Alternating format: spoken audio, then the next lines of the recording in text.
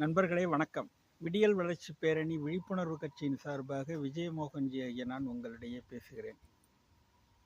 இளைஞர்களுக்கு இயற்கையாகவே அநியாயங்களையும் அக்கிரமங்களையும் தட்டி கேட்கிற அந்த மனோபாவம் வளர வேண்டும். அவர்களுடைய நாடி நரம்புகளில் எல்லாம் இது போன்ற சமுதாய தீமைகளை எதிர்த்து நிற்பதற்கான அந்த வலிமையும் அந்த உத்வேகமும் அவர்களுக்கு கிடைக்க வேண்டும் என்பதுதான் நம்முடைய கருத்தாகும். தீமைகளை எதிர்த்து நிற்கக்கூடிய ஒரு மனோபாவம் இளைஞர்களுக்கு வர வேண்டும். ஒவ்வொரு இளைஞரும் 4 பேரின் அறிவு கண்ணை திறக்க வேண்டும், விழிப்புணர்வை ஏற்படுத்த வேண்டும்.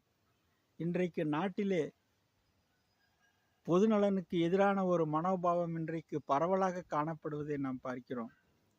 பல இடங்களிலும் சாலைகள் எல்லாம் குறுக்கப்படுகின்றன, சாலைகள் குழி தோண்டி சேதப்படுத்தப்படுகின்றன. வீடுகள் கட்டுவோர் சாலைகளிலே ஆக்கிரமிப்பு செய்வதையும் நாம் பார்க்கிறோம்.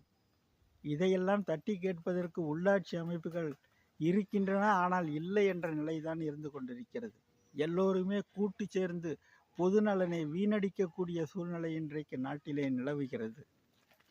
அதோடு மட்டுமல்ல, ஏரி குளம் குட்டைகள் அனைத்தையும் இன்றைக்கு எப்படியாவது கபலீகரம் செய்ய வேண்டும் என்ற மனோபாவம் இன்று பரவிவிட்டது. மணலை சுரண்டி சுரண்டி கொள்ளையடிப்பார்கள். அதை கேட்பதற்கு இங்கே ஆள் இல்லை. அரசாங்கமும் கேட்பதில்லை, உள்ளாட்சி அமைப்புகளும் கேட்பதில்லை என்ற நிலை இருக்கிறது. இதற்காக இளைஞர்கள் தான் முன்வந்து இதற்கான ஒரு பெரிய மாறுதலை கொண்டு வருவதற்கு அவர்கள் முயல வேண்டும் என்பதுதான் நம்முடைய கருத்தாகும். இல்லாதவர்களுக்காகவே வாழ்ந்த நம்முடைய அரும்பெரும் தலைவர்கள் அமரர் வ.உ.சி., அமரர் பசும்பொன் தேவர், அமரர் காமராஜர், அமரர் அண்ணா போன்றோருடைய வழிபாதையிலே நடந்து செல்லும் நாம் இது போன்ற அநியாயங்களை எல்லாம் தட்டி கேட்பதற்கு நமக்கு தைரியமும் துணிவும் நமக்கு வர வேண்டும் என்பதுதான் நம்முடைய கோரிக்கையாகும்.